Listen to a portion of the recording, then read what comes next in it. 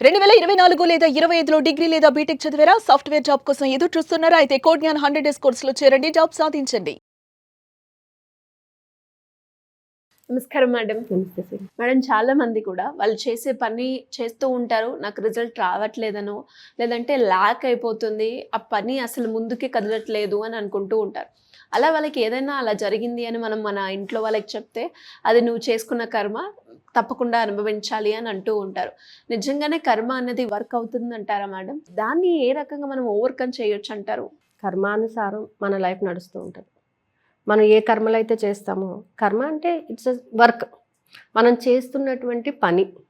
So చాలా వరకు మన పెద్దవాళ్ళు చెప్తూ ఉంటారు, మంచి కర్మలు చేయండి, మంచి పనులు చేయండి, మంచి మాటలు మాట్లాడండి. మనం చేస్తున్నటువంటి కర్మలు మన ఫ్యూచర్లో వాళ్ళకి ఎఫెక్ట్ అవుతూ ఉంటాయి, మనకి ఎఫెక్ట్ అవుతూ ఉంటాయి. కాబట్టి మనం ఏ పని చేసినా కూడా న్యాయబద్ధంగా చేయండి, ఒకరిని హింసించే విధంగా కాదు. మనం చేతనైతే సహాయం చేయండి, మనకు చేత కాకపోతే దానిని ఎవ్వరూ కూడా డిస్టర్బ్ చేయకండి. వాళ్ళకి ఎలా జరగాల్సిందో అలాగే జరుగుతుంది అని కూడా మన పెద్దవాళ్ళు ఎప్పుడూ చెప్తూ ఉంటారు.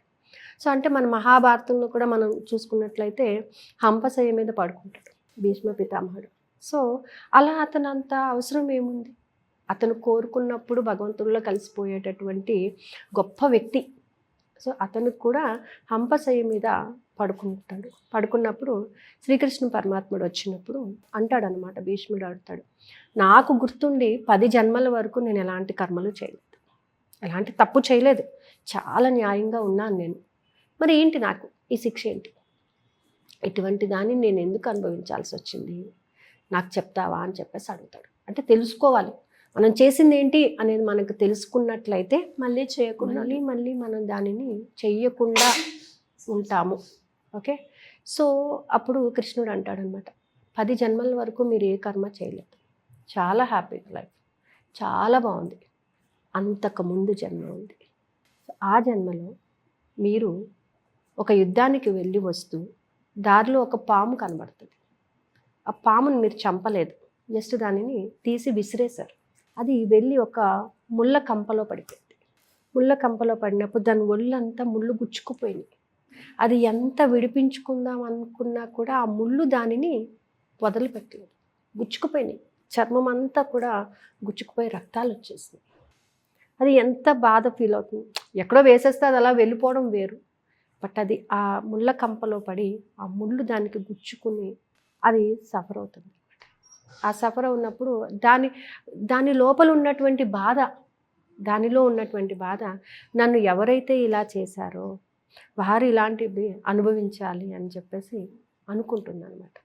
సో ఆ కర్మ ఇలాగ అంటే ఈ జన్మలో ఎందుకు అలాగయింది అంటే, ద్రౌపది వస్త్రాభరణం జరిగినప్పుడు పితామహుడు అయ్యుండి కూడా మీరు ఒక్క మాట కూడా ఎవరిని కూడా, అది ఎంత పొరపాటు, దానికి ఇప్పుడు ఈ రకమైనటువంటి కర్మ అనేది అనుభవించాల్సి వస్తుంది.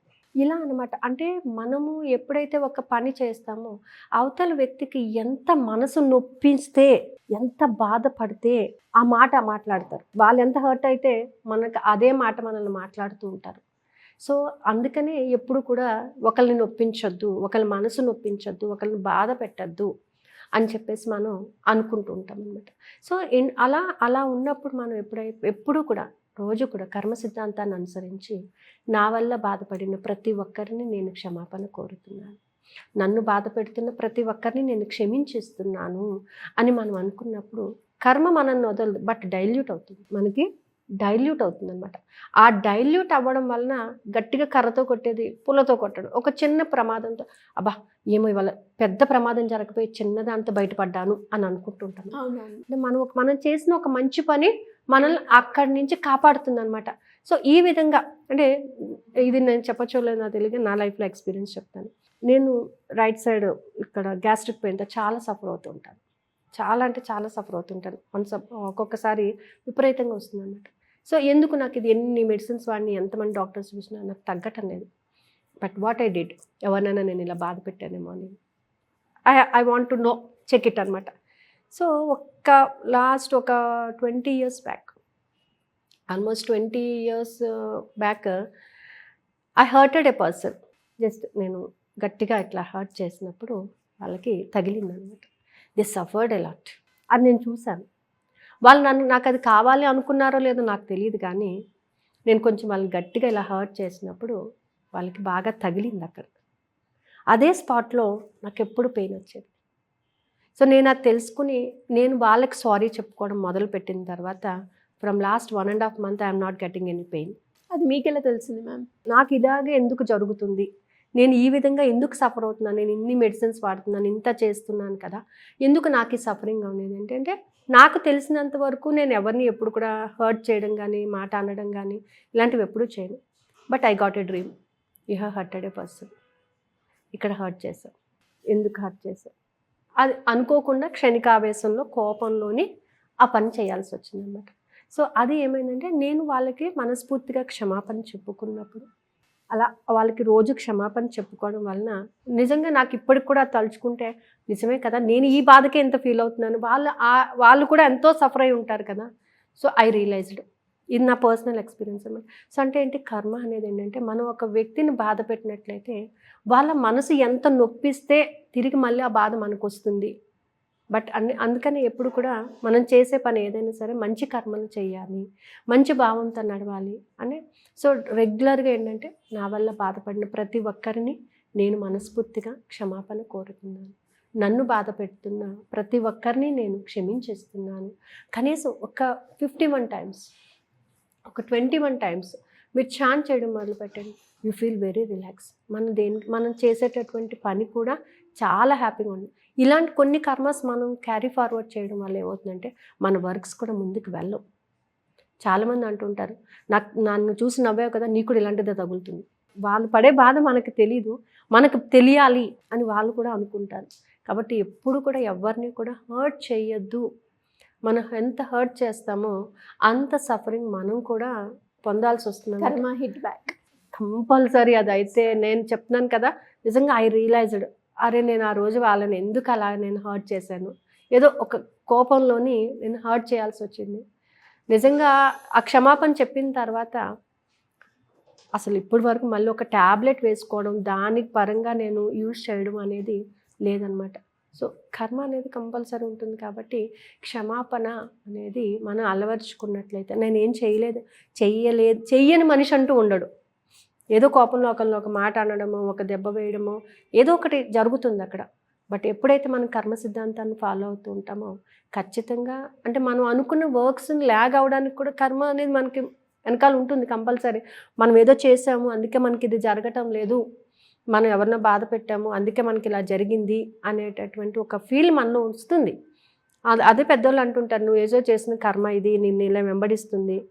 అందుకని చెప్పేసి మనం ఎప్పుడు కూడా ఏంటంటే చేసే పనులు మంచి పనులు, న్యాయబద్ధమైన పనులు, న్యాయంగా మాట్లాడటం, మనకు నచ్చితే పెట్టాలి, నచ్చకపోతే గమ్మన ఉండాలి. అంతేగాని వాళ్ళని హర్ట్ చేయడం కానీ ఒకళ్ళ వల్ల సహాయం పొందుతున్న వాళ్ళని ఇరిటేట్ చేయడం కానీ ఇలాంటివి మనం ఎప్పుడూ చేయకూడదు అనమాట. సో కర్మ సిద్ధాంతం అనేది ఖచ్చితంగా ఉంటుందండి. సో ఏంటంటే నా వల్ల బాధపడిన ప్రతి ఒక్కరిని నేను క్షమాపణ కోరుతున్నాను, నన్ను బాధ పెట్టిన ప్రతి ఒక్కరిని నేను క్షమించేస్తున్నాను. ఈ 2 లైన్లు కానీ మనం రోజు చాంట్ చేసినట్లయితే will get a good result. ఒక విధంగా మనం హోపోనోపోనోనే తెలుగులో ఇలా వాడుతూ ఉంటాం అనమాట.